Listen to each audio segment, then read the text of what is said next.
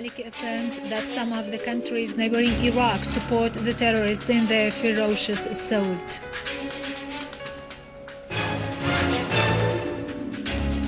Syrian Arab army units eliminate a large number of terrorists in a series of operations in Damascus Countryside and Aleppo.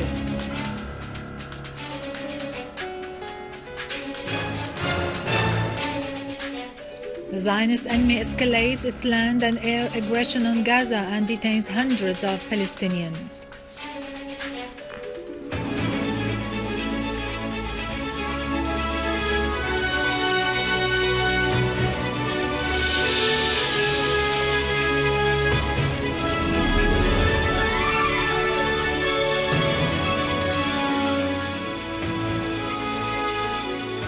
Good afternoon, ladies and gentlemen. This is Irado Krikorian with the news in English. President Bashar al-Assad has received a letter from Palestinian President Mahmoud Abbas congratulating him on behalf of the Palestinian people and on his own behalf over the precious confidence granted by the Syrian people to President His Excellency in electing him as President of the Syrian Arab Republic. President Abbas said electing President al-Assad embodies keenness on preserving Syria's unity and sovereignty and will contribute to an end to its crisis in confronting terrorism. He wished Syria progress and stability. An information source has dismissed as absolutely untrue reports by the channels involved in shedding Syrian blood about the shelling by the Syrian Air Force of places inside Iraqi territories. In his weekly address to the Iraqi people, Iraqi Prime Minister Maliki said the ferocious terrorist assault on Iraq has been receiving all forms of support from some neighboring countries. Al-Maliki said those who have rebelled against the Iraqi constitution have cooperated with Al-Qaeda and ISIL terrorists in dealing a blow to Iraq's unity and independence. They covered up the terrorist violation of the governorate of Nineveh, thus becoming more dangerous on Iraq than the terrorists themselves. Al-Maliki pointed out that forming a national rescue government is a coup against the constitution and the political process and an attempt by the rebels to undermine the democratic experience and voters' opinions.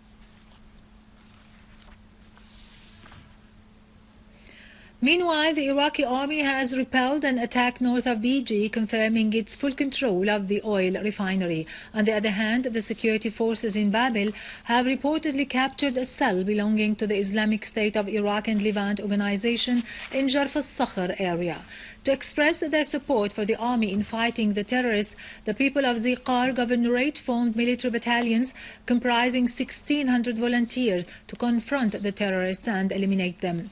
Within this context, the Iraqi Vice President declared the Iraqi presidency's intention to issue in the upcoming few days a decree calling on the new parliament to convene in order to discuss the current developments and means of confronting the terrorists.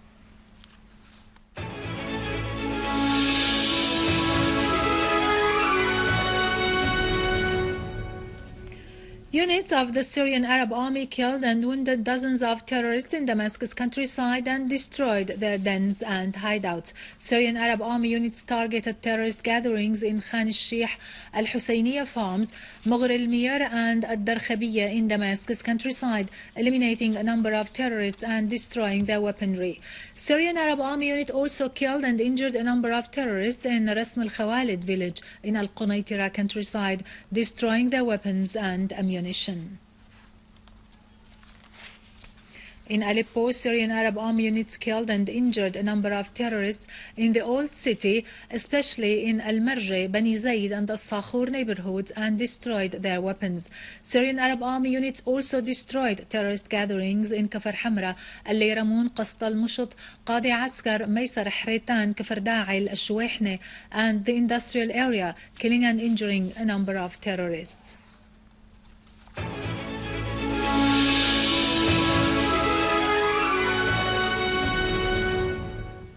In occupied Palestine, 2 Palestinian marine policemen were injured in airstrikes by the Israeli forces of occupation on different parts of Gaza Strip. Israeli airstrikes hit a park near the marine site west of Nusayrat and another site for the Islamic Jihad movement north of Gaza. The Israeli occupation fighter jets pounded the farms north of Gaza Strip, targeting a poultry farm east of Khan Yunis.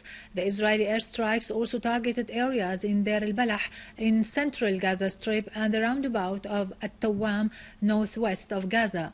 In the West Bank, the Israeli aggression continued for the 13th day in a row, arresting more Palestinians, including 2 members of the Legislative Council, bringing to 550 the number of Palestinians arrested during raids in which many Palestinians were abused and their houses were destroyed.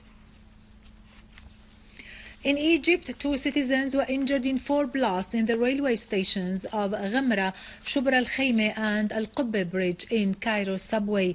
Egyptian police said that the blasts, which were carried out by the terrorist Muslim Brotherhood organization, aimed to escalate tension and targeted citizens' security and safety. The source added that the blasts by explosive devices took place as crowds of citizens were coming from and into the railway stations in and around Cairo.